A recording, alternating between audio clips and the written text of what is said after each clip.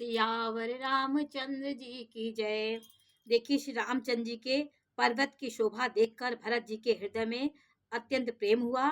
जैसे तपस्वी नियम की संपत्ति पाकर होने पर तपस्या का फल पाकर सुखी हो जाते हैं, उसी प्रकार भरत को उतना सुख का आनंद हुआ।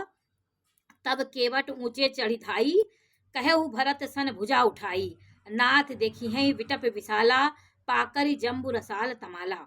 तब केवट दौड़कर ऊंचे चढ़ गया और भुजा उठाकर भरत जी से कहने लगा, हे नाथ, ये जो पाकर जामुन आम और तमाल के विशाल वृक्ष दिखाई दे रहे हैं, इन तरुवरहि मध्य बटु सोहा और मंजु विशाल देख मनमोहा।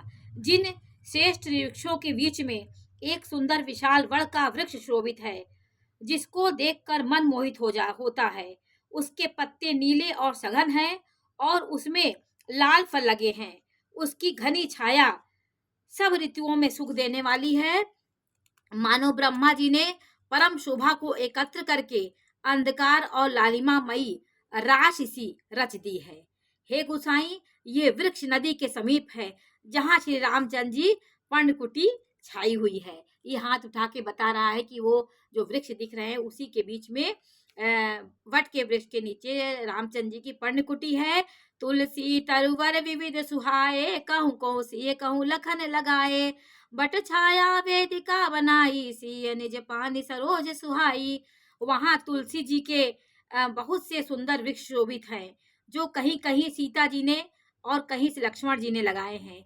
इसी बड़ की छाया में सीता जी ने अपने कर कमलों से सुंदर वेदी बनाई है।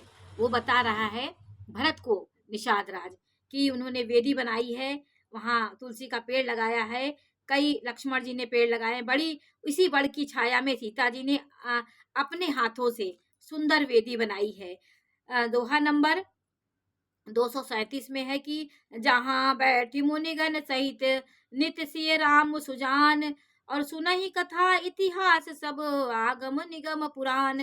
जहाँ सुजान श्री सीताराम जी मुनियों के वृंद समेत बैठकर नित्य शास्त्र वेद और पुराणों के साथ कथा इतिहास सुनते हैं। और सखा बचन सुन विटप निहारी, उमगे भरत विलोचन बारी। करत प्रणाम चले दो भाई, कहत प्रीत सारद सकुचाई। सखा के सुंदर वचन सुनकर, वृक्षों को देखकर भरत जी के नेत्रों में जल भराया, उमड़ आया। दोनों भाई प्रणाम करते हुए चले। उनके प्रेम का वर्णन करने में सरस्वती जी भी सकुचा जाती हैं। ऐसा आनंद भरत और शत्रुघ्न को हुआ। दूर से ही उन पेड़ को देख करके, उस कुटी को देख करके आनंद मग्न हो